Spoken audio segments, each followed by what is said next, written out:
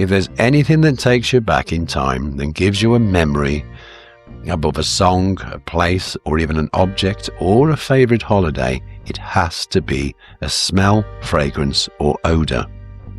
It's almost like we're transported in an instant when we first or regularly experienced it.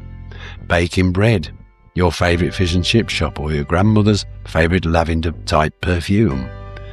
And if you are wondering why this happens, there is a little bit of science behind it. It's mainly down to our olfactory system, which connects our noses to the memory parts of the brain in a more direct way than, let's say, a picture or a voice. The memory is more emotional and vivid than any other stimuli with scent, and it's even used to help those suffering with memory loss. So that's what we're going to talk about today. Those scents from our past that we loved, and even though we had not smelt them for years, we will still remember it so well.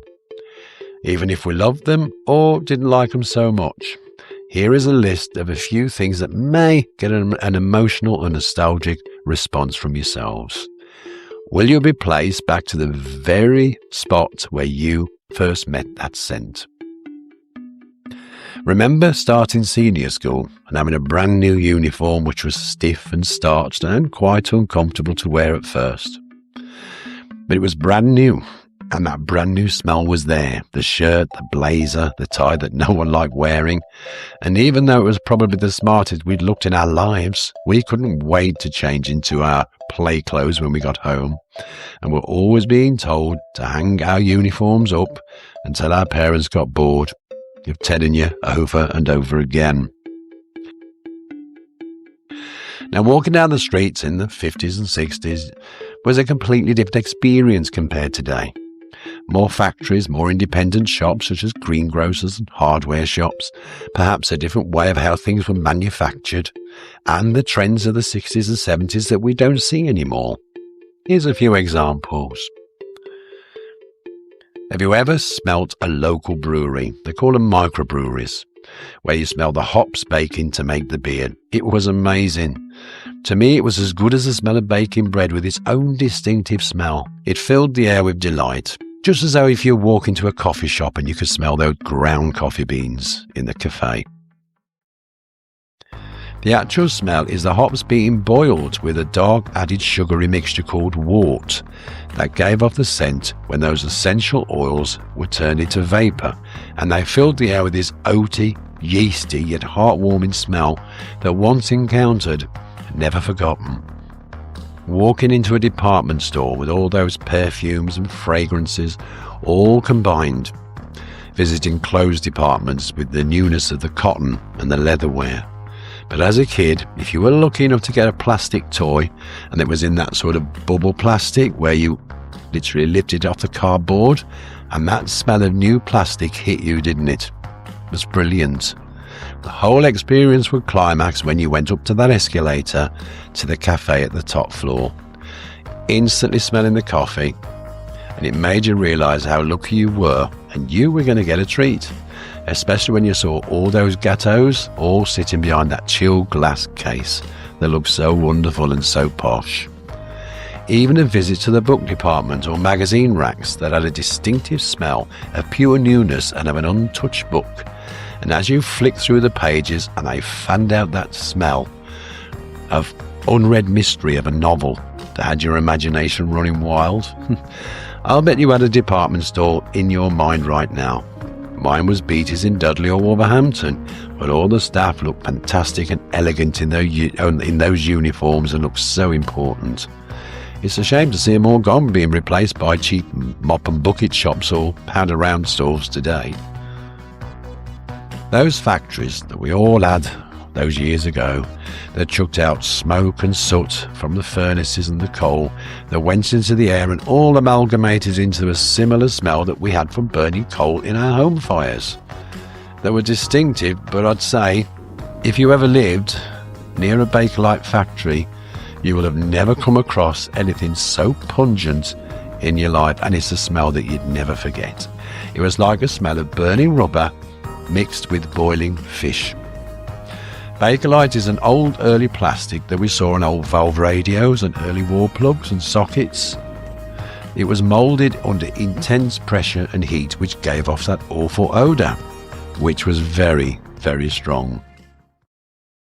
It was made of tree oil and derivatives of tar, plus other things, and it was invented in 1907 by chemist Leo Birkeland.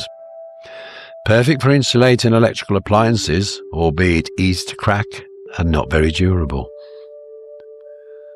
Now, many people all remember their first fragrance that they ever bought, or even what their parents used. Now, my first men's cologne was Kuros. I think it was by Yves Saint Laurent.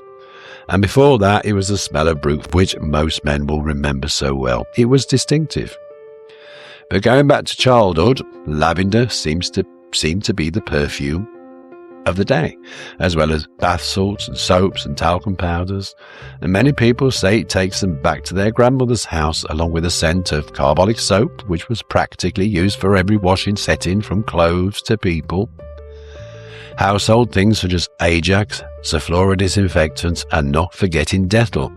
And even though most of these things can still be bought today, as soon as you open that bottle or that packet, it takes you back all those years to when we were kids.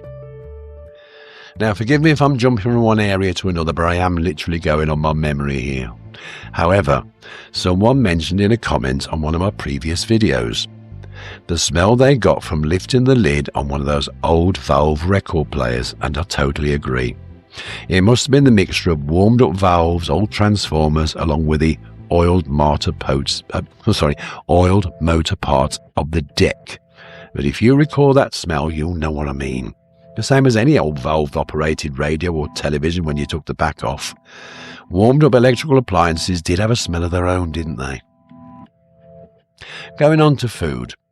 Now, I know there's too many to mention here, but let's just have a look at one or two. First of all, people baked more. And they baked things like cakes or biscuits and, as I already mentioned, bread. But putting butter on fresh bread that's just been taken out of that warm oven, heavenly. Frying bacon, and I mean the real stuff, not that rubbish you get today full of water, and when you cook it, it's got all white bits coming off it. The real bacon you got from the butchers. It was an amazing smell, and even vegetarian folk have told me that they're not so upset by that smell either. And in every household, parents all had a different recipe for making stew, which made your family meal have an aroma of its very own, left cooking what seemed to be ages on that stove before you could dip your bread in it.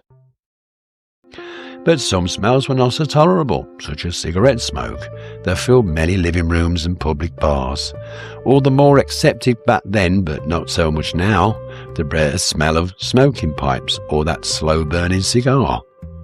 The smell of coke gas before we went natural. Yet that smell of a striking match, that sulphur smell, that wasn't so bad at all, was it? And I've just remembered something. Does anyone ever remember turning on an old electric heater or fire, as we called them, that's not been used for a while? It was like the heat elements were burning off any dust that gathered, and it made a slight buzzing sound as the dust was burnt up. Let me know if you know what I mean when you recall that smell, or I recall that smell. The smell of an old-fashioned sweet shop.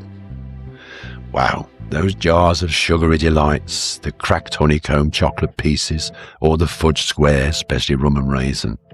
Her place was another world, and you stared at all those colours, all those jars that were tipped into your manual weighing scale when you wanted to buy some, and popped into paper bags, a quarter of pear drops, or the same measure of coconut mushrooms. Far too many to mention. But that smell was a mixture of all those sweets that we loved. Not the same as pre-bagged confectionery we get today, is it? Does anybody remember pineapple chunks? Well, we don't see bonfires today, do we? Bonfire night every November was just as exciting as the fireworks. And I can remember people's gardens, who had gardens, would all have a bonfire. The smoke would fill the air and I absolutely loved it. Roasting chestnuts, baking potatoes on that fire, and only a few fireworks that families could afford. But those aromas, albeit not great for the environment or anybody that's got their washing out on the line, was ubiquitous on Guy Fawkes night, wasn't it? Everything got thrown onto that bonfire, and it kept you lovely and warm too.